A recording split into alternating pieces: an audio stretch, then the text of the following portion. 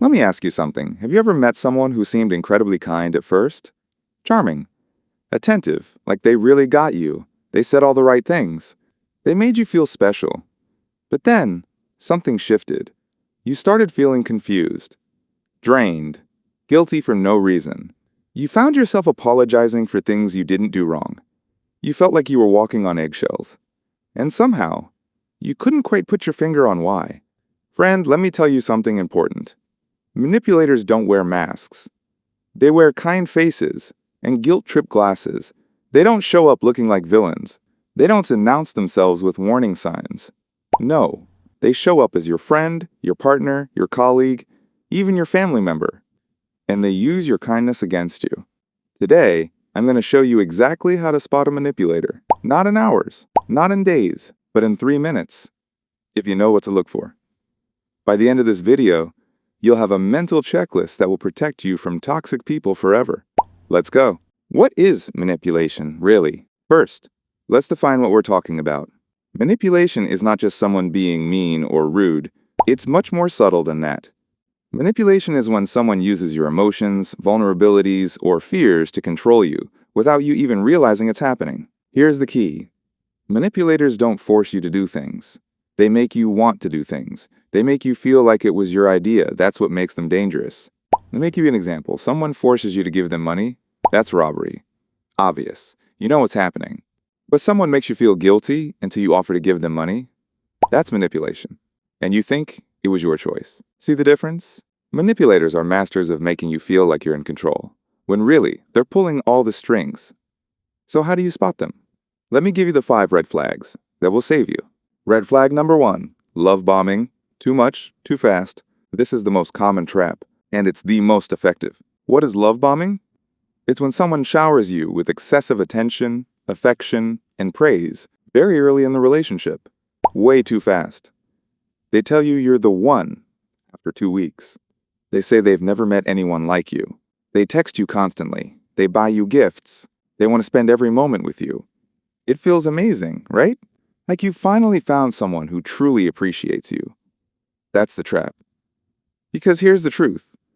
Real connection takes time. Genuine love grows slowly.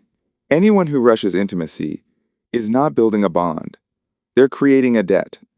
And they will collect on that debt later. Here's what love bombing sounds like. I've never felt this way about anyone before. You're perfect. You're everything I've ever wanted. I can't imagine my life without you. We're meant to be together. I feel it. And here's what they actually mean. I need you to feel special so you'll trust me. I'm going to make you emotionally dependent on me. Once you're hooked, I'll start the real manipulation. The test. Does this person really know you? Do they know your flaws, your fears, your past? No. They love the idea of you, not the real you. And that's a massive red flag. Your move? Slow down. Create distance. Say, I really like you, but I need to take things slowly. I want to build something real. If they respect your boundary, good sign. If they get angry, guilt trip you, or try harder to rush you, run. Red flag number 2, guilt tripping. The emotional weapon. This is the manipulator's favorite tool. What is guilt tripping? It's when someone makes you feel responsible for their feelings, their problems, or their happiness. They make you feel like if you say no, you're a bad person. Here's how it sounds. I thought you cared about me. After everything I've done for you. Fine, I'll just handle it alone. Like always, I guess I'm just not important to you.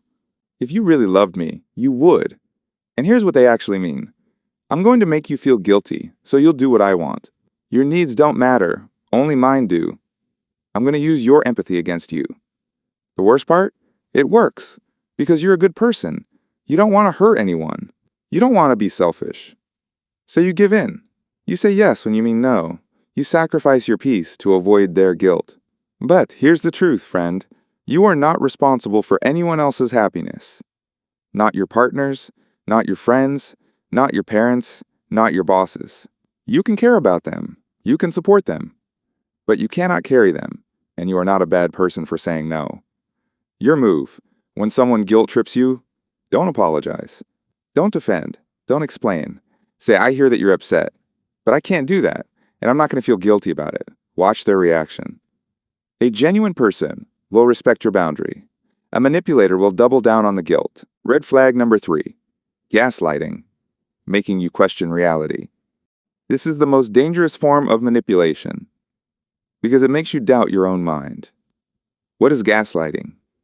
It's when someone makes you question your own perception, memory, or sanity. They twist reality until you don't know what's real anymore. Here's how it sounds. That never happened. When you know it did. You're being too sensitive. When you're reacting appropriately. You're imagining things. When your instincts are screaming at you. I never said that. When you clearly remember they did. You're overreacting. When your feelings are valid. You're crazy. When you're completely sane. And here's what they actually mean. I'm going to make you doubt yourself so you'll trust me more than your own mind. I'm going to rewrite history so I'm never wrong. I'm going to break your confidence so you'll need me to tell you what's real. This is psychological warfare. And it works slowly. Over months and years, you start to believe them. You stop trusting yourself. You become dependent on them for your sense of reality. The test. Do you find yourself constantly apologizing? Do you second guess your memories? Do you feel like you're going crazy? That's not you. That's them. Your move. Trust your gut. Write things down. Keep a journal of conversations. When someone tries to gaslight you, say, "That's not how I remember it. And I trust my memory." Do not engage in arguments about reality. You know what happened. They can't take that away from you. Red flag number 4. Playing the victim, the pity card. This one is sneaky. Because manipulators aren't always aggressive. Sometimes they're helpless. What is playing the victim? It's when someone constantly portrays themselves as the victim of circumstances, other people, or life itself. They make you feel sorry for them so you'll help them. Here's how it sounds. My life is so hard. No one understands me. Everyone always takes advantage of me. Why does this always happen to me? You're the only one who can help me. After everything I've been through, this is what I get? And here's what they actually mean. I'm going to make you feel sorry for me so you'll do what I want. I'm going to use my pain as a weapon. Your sympathy is my fuel. The victim role is powerful because it makes you want to rescue them. You think, this poor person just needs help, I can save them. But here's the truth. Some people don't want to be saved. They want to be enabled. They want someone to carry their burdens, solve their problems, and make their life easier, while they take zero responsibility for themselves. The test. Does this person ever take responsibility? Or is it always someone else's fault? Do they actually try to change? Or do they just complain? Your move, offer empathy, but don't become their crutch. Say, that sounds really hard, what are you going to do about it? A genuine person will think about a solution. A manipulator will get angry that you didn't just fix it for them. Red flag number 5. The shifting goalposts. Nothing is ever enough. This one is exhausting, because you can never win. What are shifting goalposts? It's when you constantly try to please someone, but no matter what you do, it's never enough. Here's how it sounds. You do something nice. They say, that's nice. But why didn't you do X? You fix X. They say, okay, but now Y is a problem. You fix Y. They say, you should have done Z instead. No matter how hard you try, you're always falling short. Always one step behind. Always not good enough. And here's what they actually mean. I will never be satisfied because your satisfaction isn't my goal. My goal is to keep you trying so you stay focused on me. As long as you're chasing my approval, I'm in control. This is designed to break your self-esteem, to make you feel like you're worthless without their approval, to keep you constantly seeking their validation. The test. Does this person ever genuinely appreciate you? Or do they always find something to criticize? Do you feel like you're running on a treadmill that never stops? Your move. Stop running. Say, I've done what I can. If that's not enough, I don't think anything ever will be. And I'm done trying. And mean it. Because you are enough. You've always been enough. The body's alarm system. Here's the thing, friend. Your body knows before your mind does. Your body has an early warning system that alerts you to danger before you can even explain it. When you're around a manipulator, you might feel anxiety for no reason, an unsettled feeling in your stomach, fatigue after being with them, confusion or brain fog like you're walking on eggshells, like you need to be careful with your words. That is your alarm bell. Listen to it. Your gut is telling you something your brain hasn't figured out yet. Don't dismiss it. Don't rationalize it. Don't ignore it. If you feel drained after meeting someone, that's a red flag. If you feel confused after talking to someone, that's a red flag. If you feel like you're constantly second-guessing yourself, that's a red flag. That's your body protecting you. Listen to it. What to do if you've spotted a manipulator. Okay, so now you know the signs. What do? Here are 3 steps. Step 1, distance. Create space. Physically and emotionally. Manipulators need access to you. Cut their access. Don't reply to texts immediately. Limit your time with them. Stop oversharing personal information. Don't trust them with your vulnerabilities. Step 2, boundaries. Set them and enforce them. I can't do that for you. No, that doesn't work for me. I'm not comfortable discussing that. I need some space right now. Step 3, trust yourself. This is the most important one. You've been trained to doubt yourself. Stop. You know what's real. You know how you feel. You know what happened. Trust your gut. Trust your memory. Trust your instincts. Why you attract manipulators? This part is hard, but important. If you keep attracting manipulators, it's not your fault, but you need to understand the pattern. Manipulators target certain people. People who are kind and empathetic people pleasers, conflict avoidant, generous with their time, quick to take responsibility, slow to set boundaries. Sound familiar? You're not a target because you're weak. You're a target because you're good.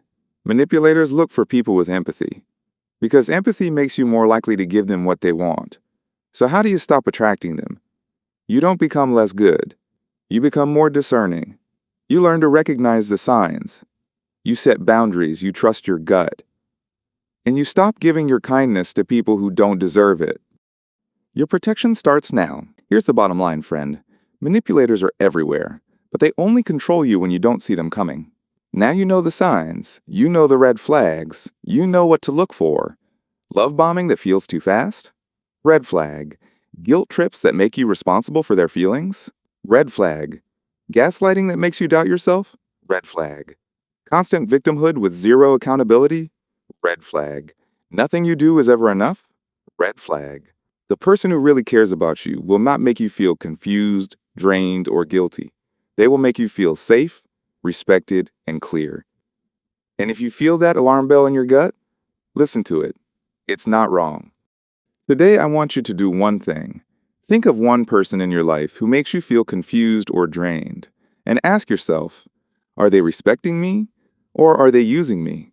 Be honest with yourself. And in the comments below, write this: I trust my gut. I will not be manipulated. Because that's who you are now. Keep growing, friend.